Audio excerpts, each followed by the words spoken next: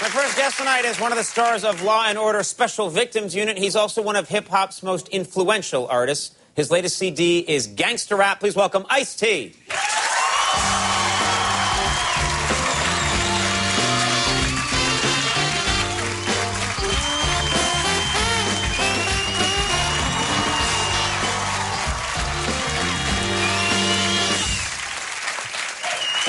The band was playing OG in the break. I'm listening. I'm like, what's really going on? That was funky. That was funky. Yeah, that band, that's for you, man. Yeah. That's for you, man. Yeah, thanks for being here. Thank you, man. Always fun. You know, so much to talk about. First of all, I don't know how you feel about this, if it makes you jealous or if this is good news. Your wife, Coco, is nude in the March Playboy magazine.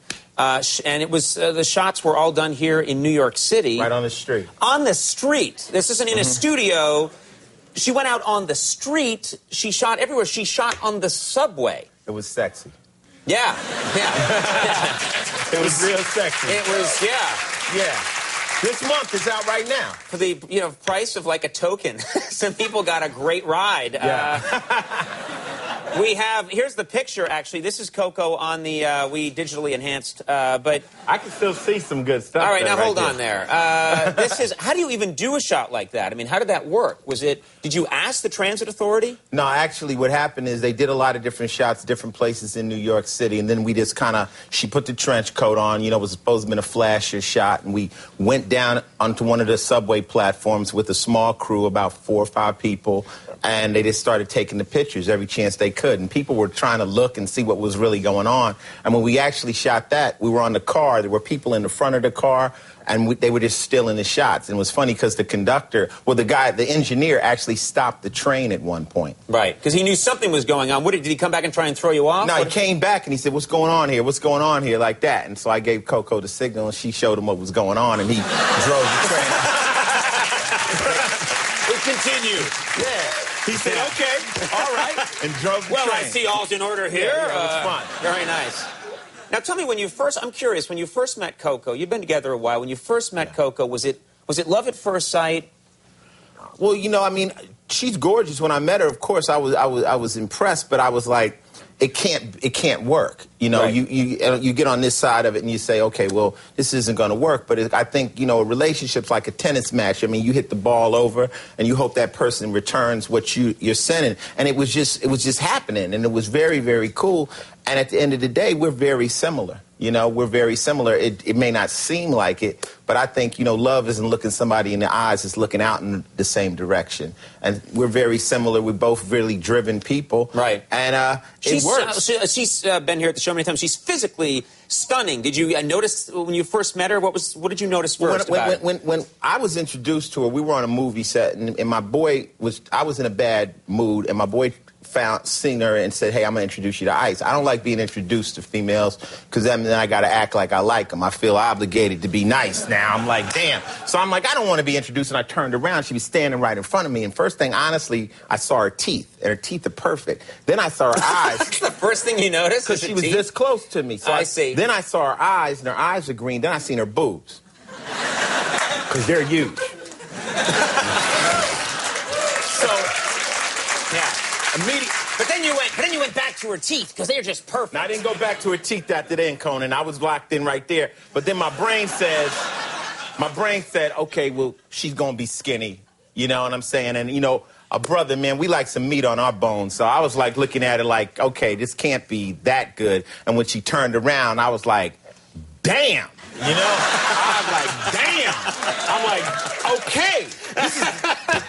This is the full package. Did you say that out loud? Damn, this is all right. I kind of like my heart. I I was like, yeah. I might have said it out loud. I don't know. I kind of blacked out mentally. And so... That's love. That's true love. Well, it wasn't love, but I mean, it was definitely a lot of lust involved. I looked at it, and I said, okay. So I walked back over to her, and I said, let me reintroduce myself, And we introduced, and we took it from there. Coco and you are both on the cover of Gangsta Rap. Butt naked. But you're both buck naked, yeah. This is... Incredible. Well, I think we have, there it is right there. That's the version we can show.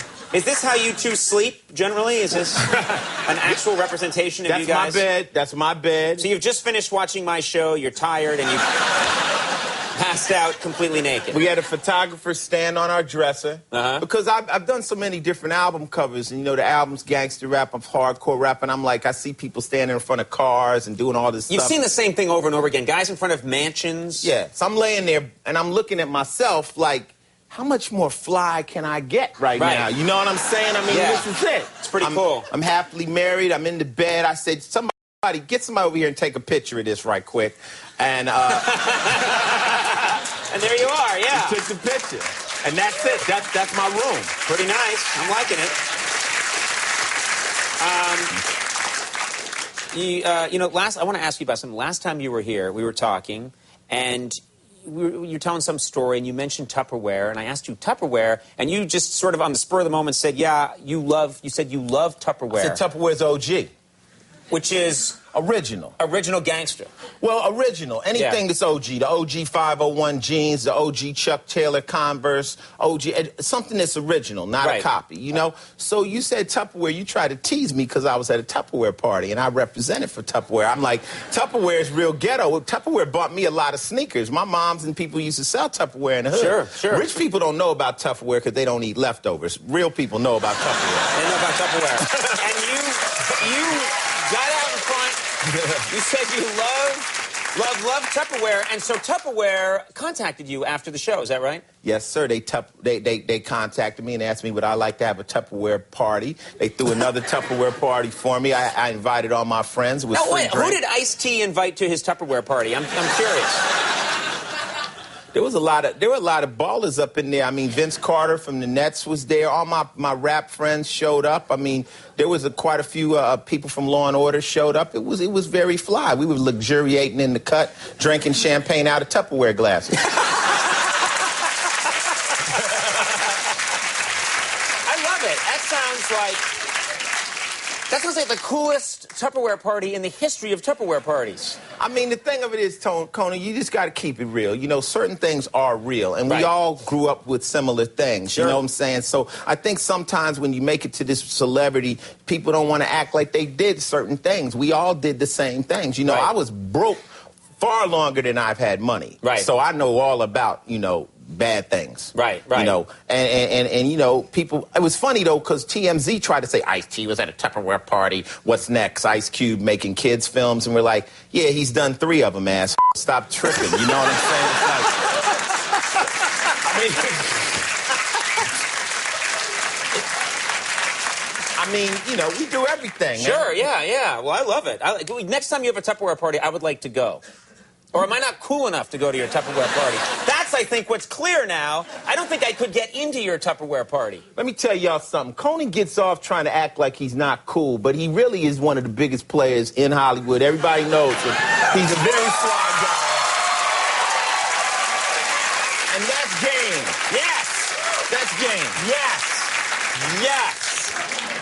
Yes. Let's get that on TMZ.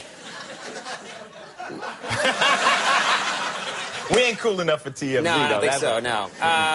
Law & Order Special Victims Unit airs Tuesday nights at 10 on NBC. Gangster Rap is in stores now. Always enjoy it when you're here. Thanks so much. You're the best. Thank you, Tony. Brian Posehn coming up. We'll be right back.